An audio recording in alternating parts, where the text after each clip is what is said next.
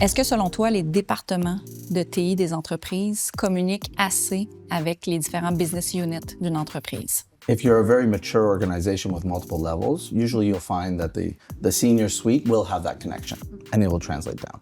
But for the mid-market customers and a certain range of clients that we see in the market, that becomes a disconnection, and sometimes IT is seen as more of a cost center. And then you have a disconnection. So a perfect example of this is understanding the criticality of applications that apply to the business in IT and how you apply backup policies, retention policies, RPO, RTO, all these things become a business driver. So if that application has a criticality to your business that can affect revenue, and IT is not connected to understanding that, you're in trouble.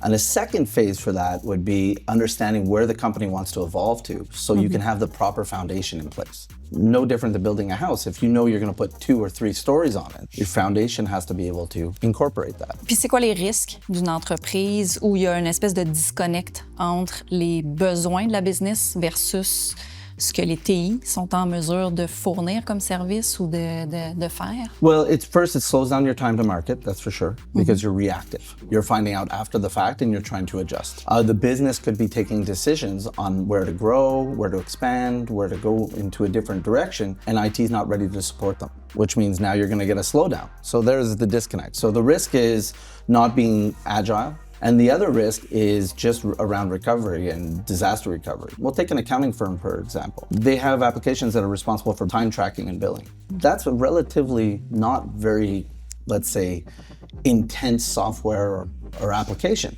but it's the most critical one. That goes down, you're not billing your customers, you're not making any revenue. So that's where the problem comes in. If the business isn't communicating this to IT and IT is not at the table to understand these things, now we have a disconnect and we have risk. We've increased our risk around business continuity.